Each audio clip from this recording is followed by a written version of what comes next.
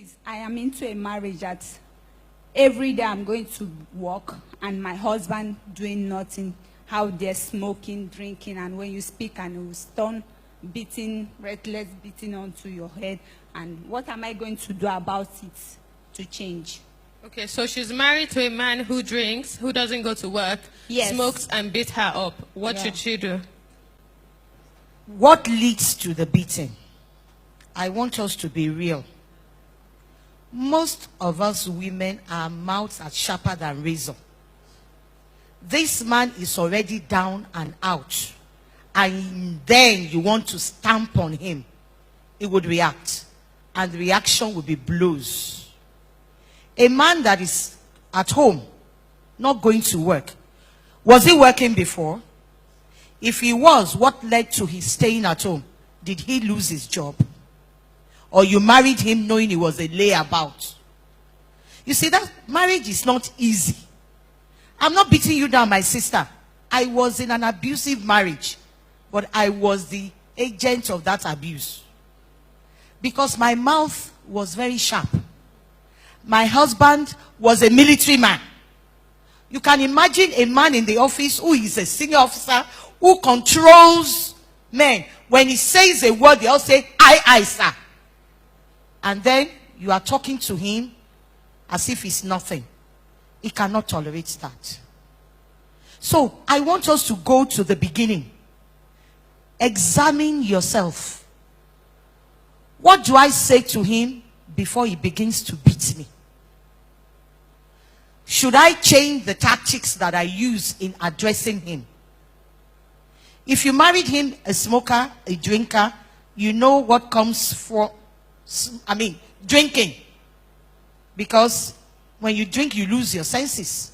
You are no longer in control of yourself. If you married him like that, believing that you would change him, then you have to stay in there and continue to pray. But if circumstances of life turned him to what he has become, you have to pray. And then avoid situations that would aggravate him. And then you pick up your cross and pray. There is nothing prayer cannot change. But you have to pay the price. It's not automatic.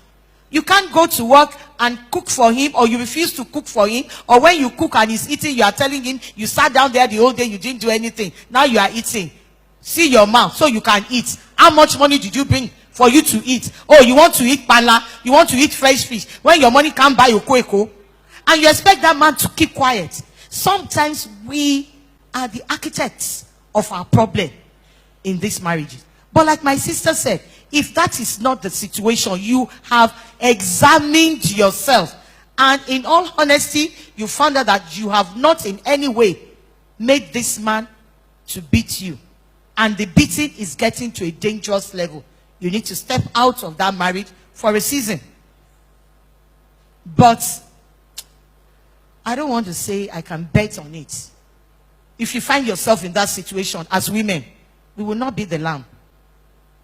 We are likely to have overstepped our bounds by the kind of abuse we will rain on that man's head. So we really need to temper our mouths. We really need to humble ourselves. Because you are the provider today. You don't know tomorrow. That big job that is fetching you so much money, you are big madam at your place of work. What happens if you are retrenched and you have to sit at home? And then the Lord picks that man up, raises him up, and sets him amongst kings. What do you do? So basically, I would say the woman has a lot of work to do. And that is humble yourself and become a prayer warrior.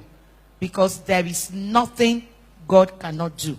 And I want every woman who has the opportunity to go and watch this movie, The War Room. When you watch that movie, you see the power of mentoring. An older woman mentoring a younger woman to be the best. That is what we should be doing here. The older ones, the ones who have experienced life. Let us mentor the younger ones so that you don't go into marriage believing it's a bed of roses. We all get carried away with the landmark, with the sugar band and everything, the 6-year cake, and you want to dance ada ada, and you think from then on it is bliss. It is not. It's a lot of work. For your marriage to work, you must be committed that you are in it to win it, and nothing is going to shake you. Tempests will come. Problems will come in various forms. But you must be determined that I'm not getting out of here. I'm going to work at it. And the only way you can work at it is if you partner with the Holy Spirit with a lot of prayer and fasting. Praise the Lord. Okay, so we'll have our last comment come from Pastor Shola David Bora.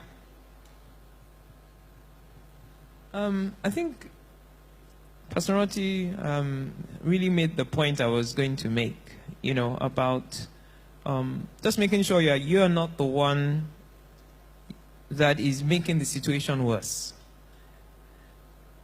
Too many times we're trying to help the Holy Spirit.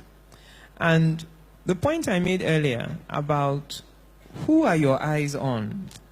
Because, when you go into marriage, I remember when I was going into marriage, one of my prayer points was, Father, into your hands I commend my spirit. Because you don't know the person you are marrying. No matter, you might have known the person for years, but it's you and God as you're going into the marriage. And I'm telling you the truth, if the real person shows up after marriage, even you've been pretending all along. They've never seen your hair untidy.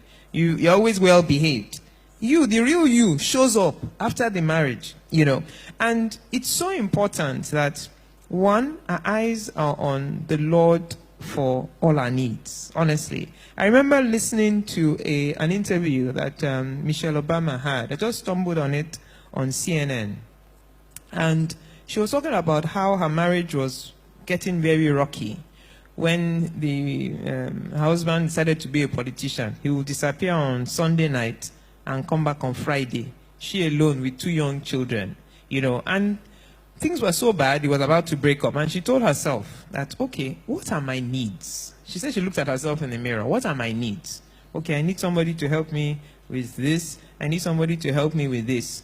And she realized that part of her frustration was that she was expecting this man to give her some things, which, one, he wasn't available to give her. He was not able to give her. And she said when she actually broke down the things that she needed, decided, okay, her mother can maybe help her with this. She will look to this for this. She will look to this, that it took a lot, yes, a support system, that it took a lot of the pressure. Because there are things we're asking our husbands to give, they don't have it in them to give. I'm telling you, what you are looking for, the man doesn't have it. And it brings a lot of frustration. So the point I'm making is, let us, one, keep our eyes on the Lord as our provider, okay? And look at support systems for some things that we might not be able to find or get from our marriage. And pray. If you haven't watched The War Room, go and read it. Go and watch it, okay? It will help you greatly. And the Lord will help us, because it's a process and it requires a lot of patience. But if we genuinely are trying to please God, not anybody, relatives, friends, or whatever, just keeping our eyes on God and reverencing our husband. One more thing before I leave the mic. It wasn't an accident that God said, wives, love your husbands, love your wives, and wives, respect or reverence your husband. If he had said the opposite, women love easily. Love is so easy to us now. It doesn't mean, for a man, love is nothing. A man can sleep with 10 girls. It's nothing to them. What a man craves, like air, oxygen, is respect. Oxygen. He needs respect. So that's why God told us to give him the thing that he needs, like oxygen. And we women, including myself, it's easier to respect your pastor. It's easier to respect your boss. It's easier to respect every man but your husband. And we're doing the exact opposite of what God expects us to do. Try respect. You'll be amazed at the results. Praise the name of the Lord. Hallelujah.